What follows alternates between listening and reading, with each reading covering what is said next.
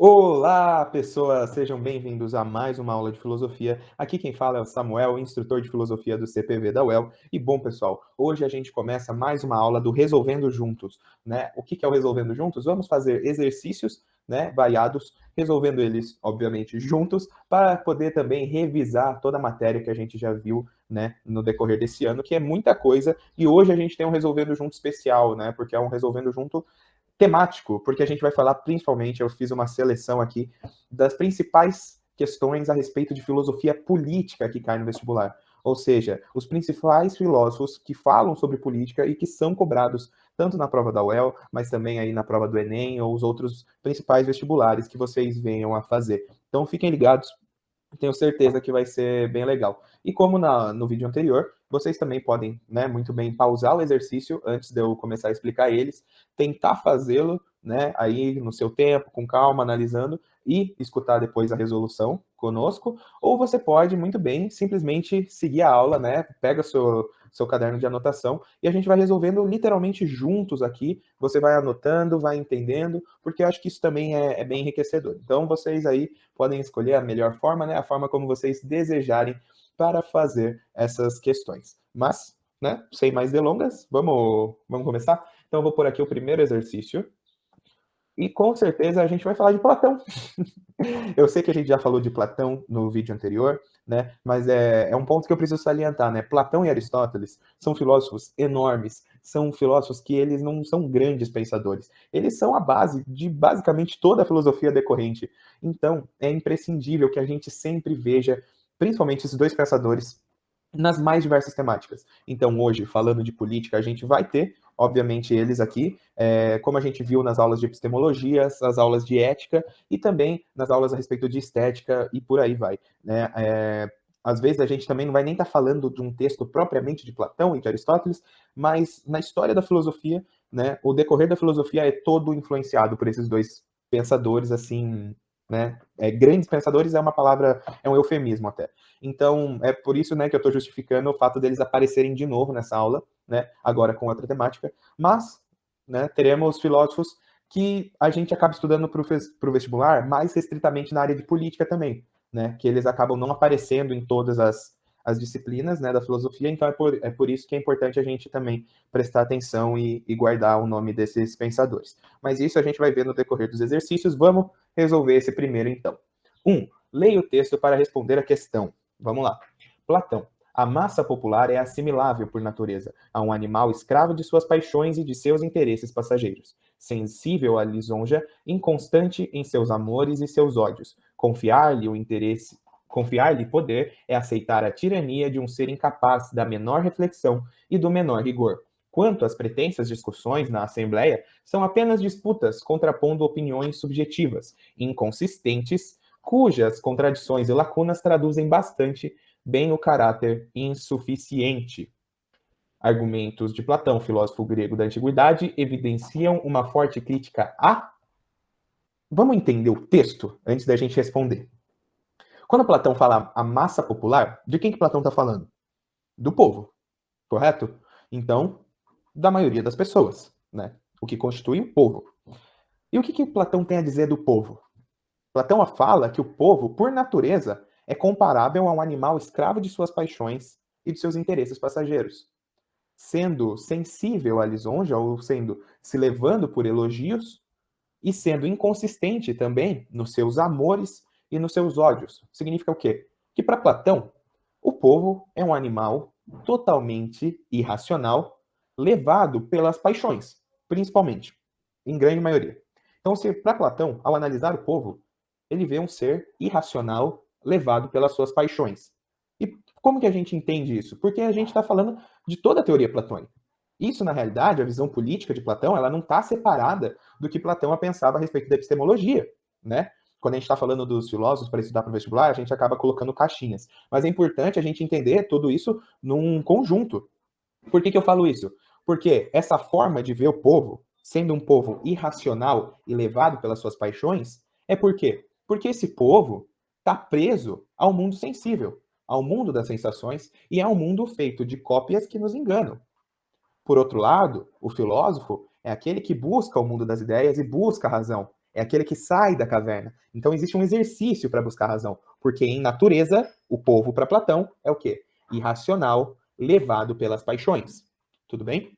Então, entendendo a característica de povo para Platão, a gente pergunta o que acontece se a gente atribui poder ao povo? E poder político. Quando a gente vai falar de poder, a gente vai estar falando de política. É importante essa associação.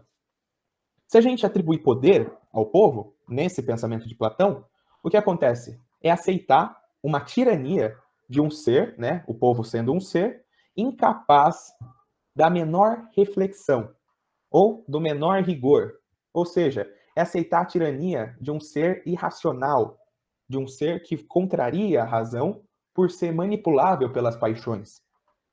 Sendo, né, a democracia já, opa, eu vacilei, eu acabei entregando a resposta, mas aqui tá meio claro, né? Porque demo é povo, e a crítica aqui que o Platão faz é ao povo. Então, vamos ver se tem democracia. Tem democracia. Calma que eu vou explicar o porquê não são as outras, mas vacilei aqui, pessoal. Mas acho que não tem problema, né?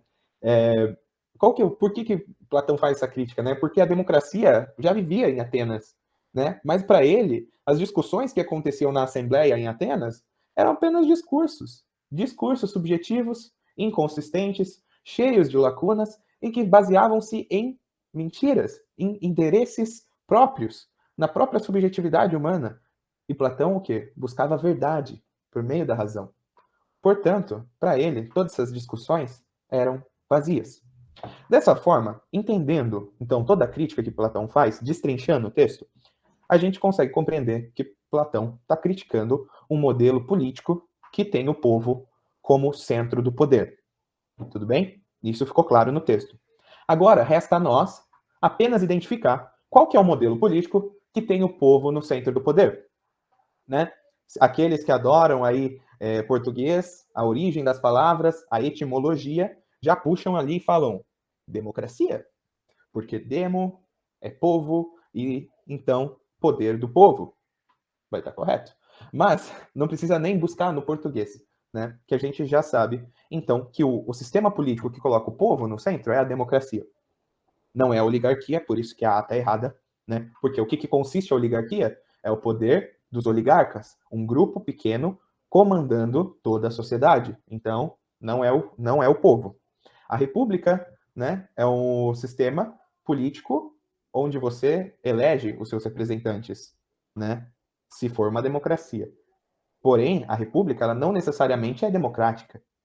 Então, a gente tem diversos tipos de república. Então, não é uma crítica à república, né? Porque a república, a res pública, a coisa pública, é a política, né, em si. Mas uma república, ela pode ter diversas formas. Ela pode ser democrática, mas ela não necessariamente é democrática. Então, a gente não vai estar falando da república. A gente vai estar falando da democracia, né? A C está correta, porque não é monarquia, né? Porque monarquia, um único líder, né? O rei ou o imperador, então não condiz com a crítica de Platão. E a plutocracia, de semelhante forma, a plutocracia é o governo de poucos, semelhantemente à oligarquia. É um governo de poucos. Então, nesse caso, a única alternativa que coloca o povo no centro do poder político é a democracia. Não é a oligarquia, não é a república, porque a república ela pode ser democrática, mas ela não é necessariamente importante. Não é a monarquia, porque a monarquia, o poder vai estar no rei, no imperador, e não é a plutocracia, porque a plutocracia, de semelhante forma, ela é um governo de poucos. Tudo bem? Então, por mais que pareça estranho para nós, em pleno século XXI, em 2021, estar escutando aqui um dos filósofos mais importantes da história criticava a democracia, é importante a gente saber, porque, principalmente nesse período grego da filosofia, a gente vai ter diversas críticas. E críticas fundamentadas no quê? Numa visão política diferente que Platão tinha. Por quê? Porque todos esses problemas da democracia, desse homem sujeito às paixões e, portanto, irracional, são resolvidos também nesse sistema de Platão pelo rei filósofo. Aquele que vai buscar o conhecimento, buscar alcançar o mundo das ideias, deve ser quem deve governar. Porque aquele que faz essa jornada é aquele que tem o conhecimento, a sabedoria para governar por meio da razão, deixando de lado as emoções. Tudo bem? né? Então aqui a gente viu que a própria teoria política de Platão não está desassociada dos outros pensamentos de Platão. Então, o mito da caverna é lá outra história. Não, está aqui também. Está aqui também. Tudo está interligado, tudo está junto, então é importante a gente não esquecer. Tá bom? Fez sentido? Encaixou certinho? Vamos para a próxima. Como eu disse, a gente vai falar de Platão, a gente também vai falar de Aristóteles, senão ele fica com ciúmes.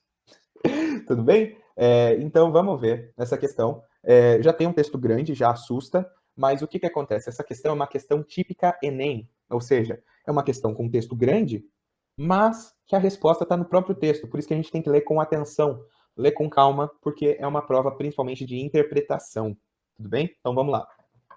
Se, pois, para as coisas que fazemos existe um fim, que desejamos por ele mesmo, e tudo o mais é desejado no interesse desse fim, evidentemente tal fim será o bem, ou antes, o sumo bem, mas não terá o conhecimento, porventura, grande influência sobre essa vida?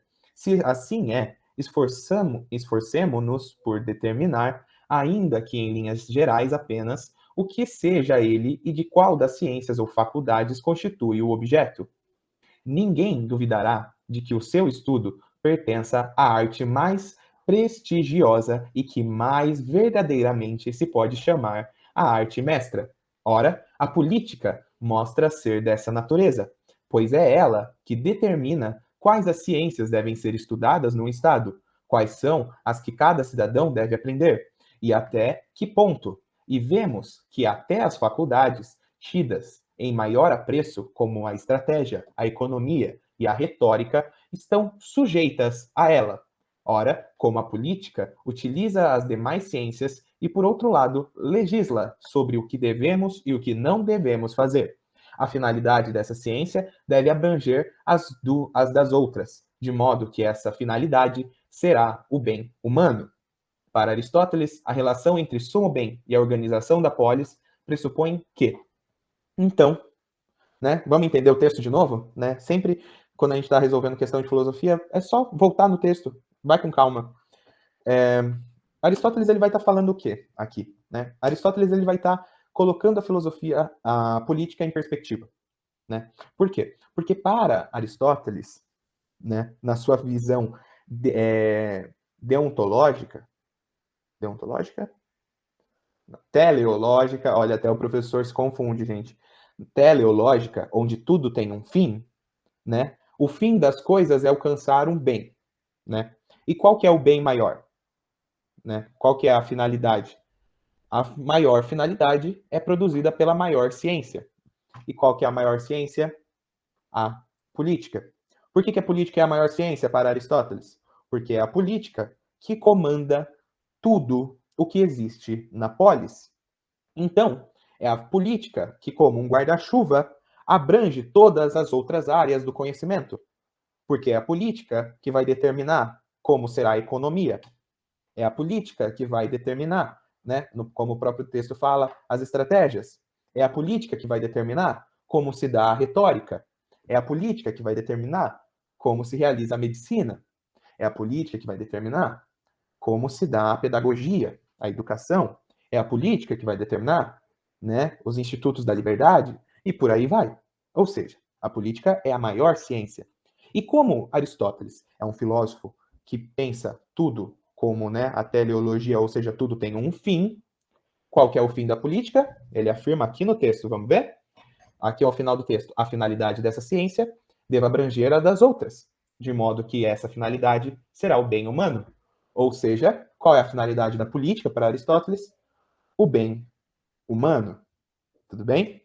Então, agora que a gente destrinchou o texto, vamos atentar à questão. Para Aristóteles, a relação entre o sumo bem e a organização da polis pressupõe que a.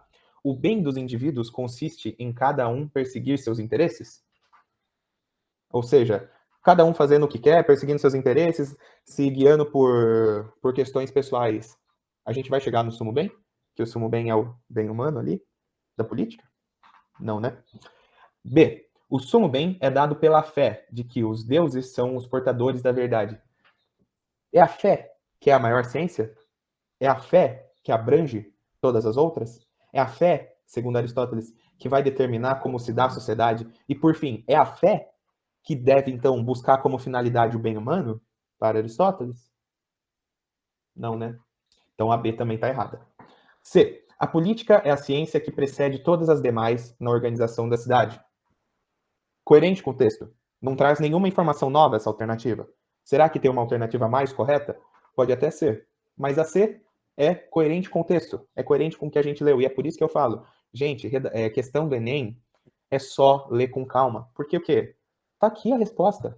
Ele colocando que a política mostra ter a natureza. E qual que é a natureza? Aqui no texto está falando, ó, ora a política mostra ser dessa natureza. Qual a natureza? A natureza de que arte mestra, que ela é uma arte mestra, a arte que comanda as outras artes, a ciência que comanda as outras ciências. Ou seja, organiza a polis, que é a cidade grega. Então, C, a política é a ciência que precede todas as demais na organização da cidade. Verdade? D, a educação visa formar a consciência de cada pessoa para agir corretamente? Não, não é isso que Aristóteles está falando. Não tem relação com a visão aristotélica. E, a democracia protege as atividades políticas necessárias para o bem comum? Também não. Aristóteles ele não vai estar falando exatamente de uma forma de governo aqui, e muito menos falando que a democracia protege as atividades políticas, mas, muito por outro lado, ele vai estar falando da importância da política, que pode se dar por um sistema de democracia para alcançar o bem comum, o bem humano, né? Então, resposta C. A filosofia, a política é a maior das ciências para Aristóteles. Não se esqueçam. Tudo bem? Vamos para a próxima. 3. Aqui a gente chega naquele caso que eu falei no começo da aula. Aqueles filósofos que eles não vão aparecer em todas as áreas, mas dentro de um ramo eles são extremamente importantes. Então, vamos lá, que essa questão aqui vai falar de um italiano muito famoso. Tenho certeza que vocês conhecem. A República de Veneza e o Ducado de Milão ao norte, o Reino de Nápoles ao sul, os Estados Papais e a República de Florença no centro formavam, ao final do século XV, o que se pode chamar de mosaico da Itália, sujeita a constantes invasões estrangeiras e conflitos internos. Nesse cenário, um florentino, Maquiavel, desenvolveu reflexões sobre como aplacar o caos e instaurar a ordem necessária para unificar a regeneração da Itália. Olha aí, deu uma engasgada. Com base no texto e nos conhecimentos sobre a filosofia política de Maquiavel, assinale a alternativa correta. Então, a gente está falando de Maquiavel. Maquiavel, puxa lá, principal obra, O Príncipe. Certeza que você lembra, né? E o que fala o Príncipe? O Príncipe é uma obra onde ele vai dar orientações, né, de como ser um governante. Mas não apenas orientações de como ser um bom governante ao seu povo. Não, orientações de como se manter no poder, de como garantir o poder. Tudo bem? Então aqui a gente vai ter, que muitos autores falam, que o filósofo Maquiavel é tido como o pai da ciência política, né? Por quê? Porque ele vai ter um pensamento da política diferente do que se estava tendo naquele período anterior, né? Que era de século XV, a gente acabou de sair da Idade Média, né? É a Baixa Idade Média. E o que acontece, então, na Idade Média? A gente tem uma associação entre Estado e Igreja muito forte, sendo, então, Maquiavel o responsável por pegar essa visão política e destrinchar ela, né? Colocando a Igreja de lado e analisando a política como um sistema, né? E observando o que era necessário para se manter o poder acima de tudo, né?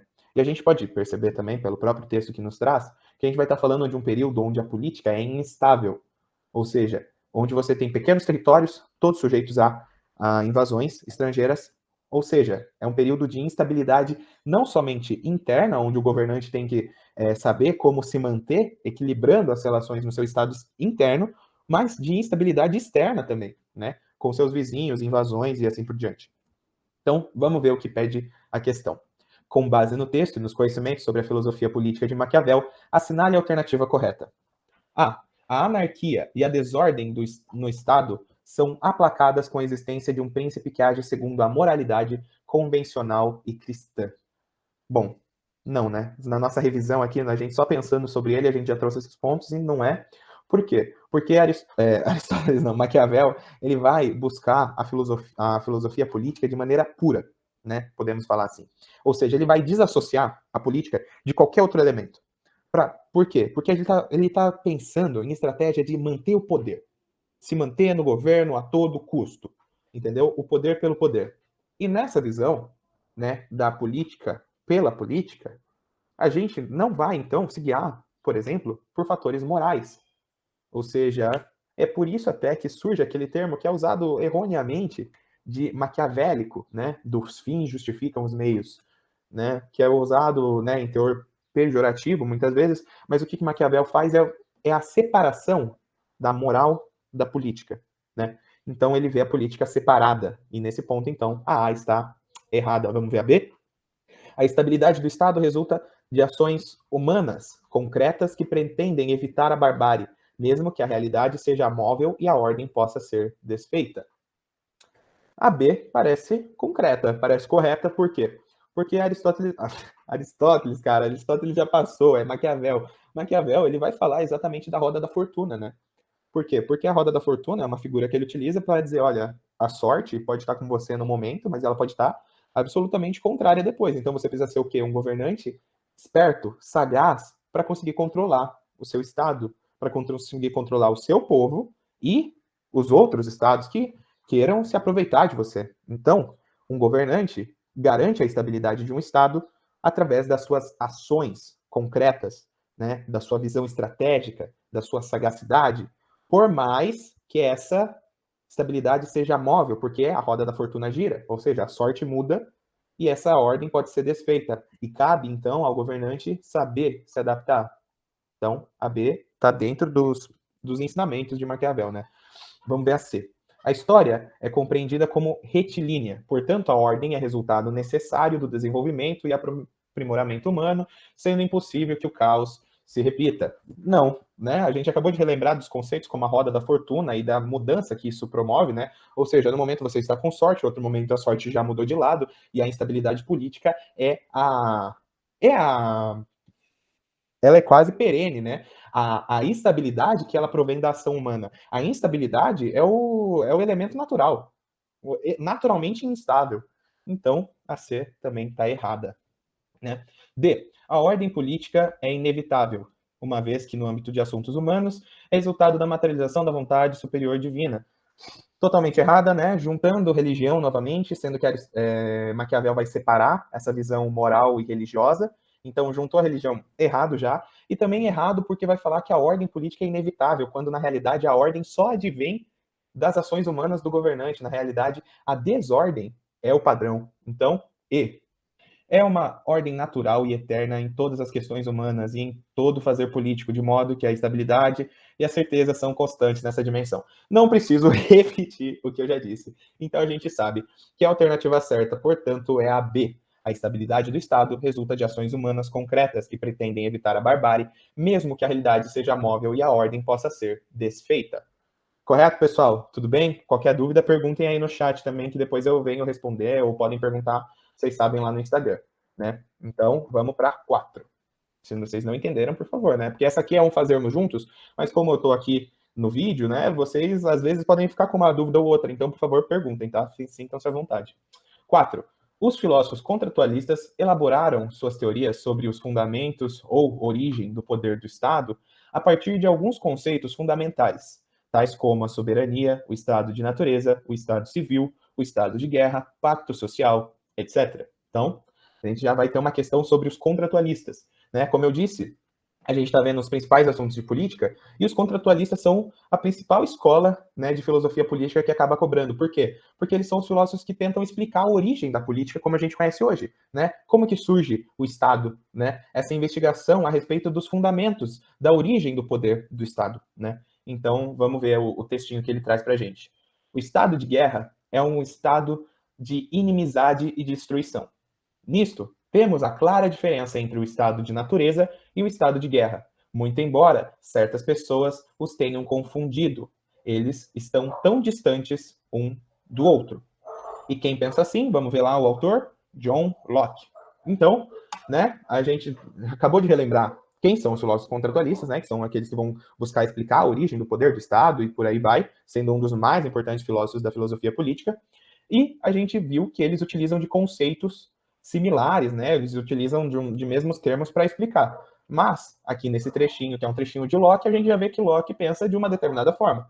Ele vê o estado de guerra num estado de inimizade, destruição, sendo ele, né, numa clara diferença do estado de natureza.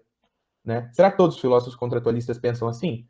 Eu já te garanto que não, né? Mas é por isso que é importante a gente ver qual é o autor, né? Por isso que essa legenda aqui, né? Não é uma legenda. É a legenda? Acho que é a legenda, eu não lembro o nome certinho.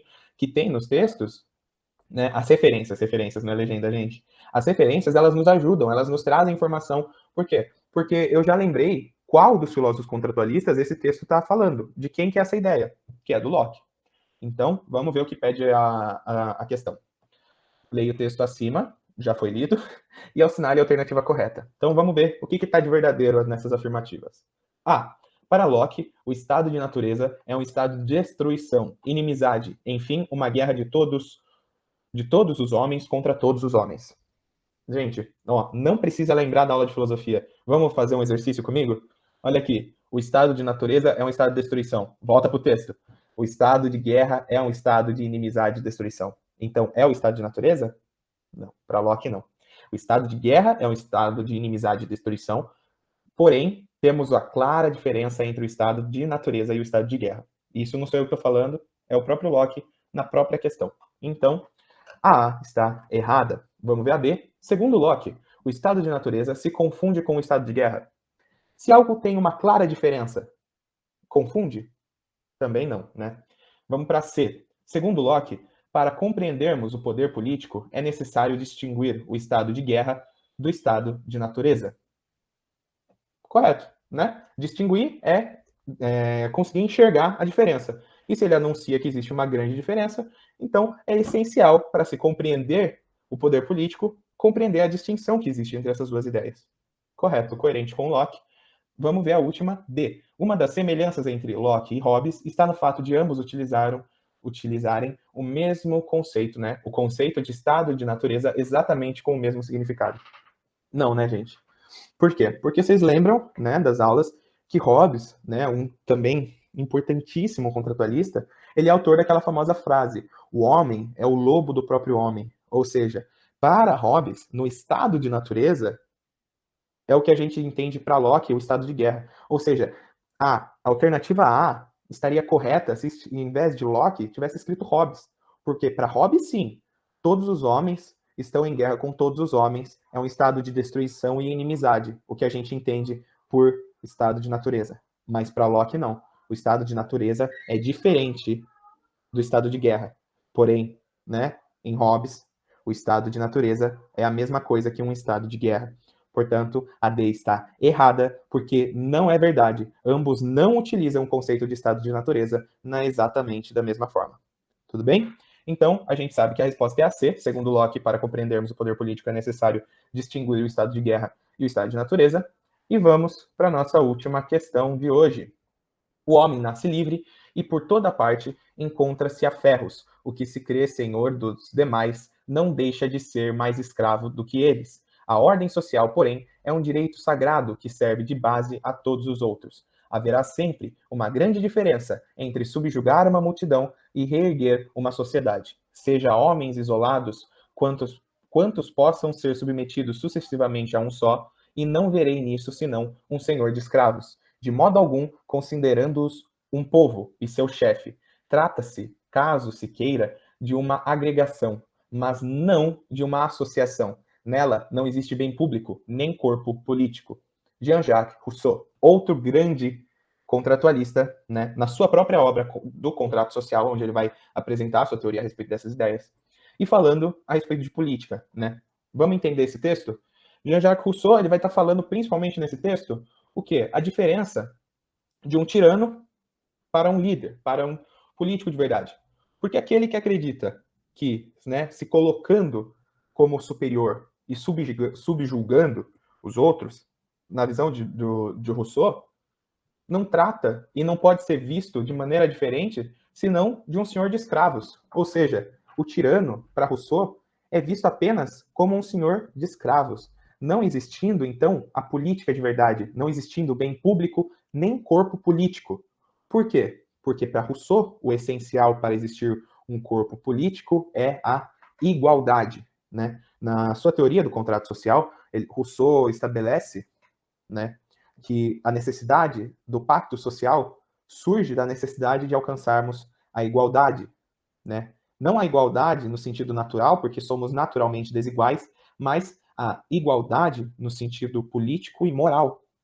Né? Por quê? Porque com o surgimento da propriedade privada, segundo Rousseau, a gente foge do estado de natureza e cria uma outra desigualdade. E é, portanto, nesse momento que o Estado precisa surgir para ser um meio de combater as desigualdades. Então, a gente vê, né, aproveitando aqui para fazer uma recapitulação, diferentes formas de pensar dos três principais pensadores contratualistas. Porque, enquanto Rousseau tinha essa visão, Hobbes tinha a visão de que o estado de natureza é um estado de guerra contra todos, e por isso ele era um defensor do absolutismo. Então, por o homem viver em um estado de guerra contra todos, a gente precisa do surgimento de um estado com um único líder, com um líder forte que vai tomar um pouco da liberdade desses indivíduos, mas vai, pelo menos, então, promover a paz, né? É por isso que Hobbes, então, justifica o surgimento do Estado. E, por fim, Locke, que vai ver o Estado como um surgimento para que, no estado de guerra, possa se garantir os direitos naturais. Ou seja, a proteção dos direitos naturais, para Locke, é que justifica o surgimento do Estado. O direito à liberdade, à vida e à propriedade privada. Ou seja, então a gente tem três visões bem distintas dos principais filósofos do contratualismo. E agora, voltamos-nos a Rousseau, vamos responder essa questão.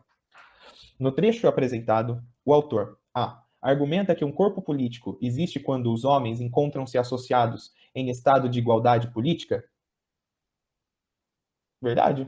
Aparentemente sim. Dá até aquele medo, né? Quando a primeira alternativa já parece certa, você fala, eita, será?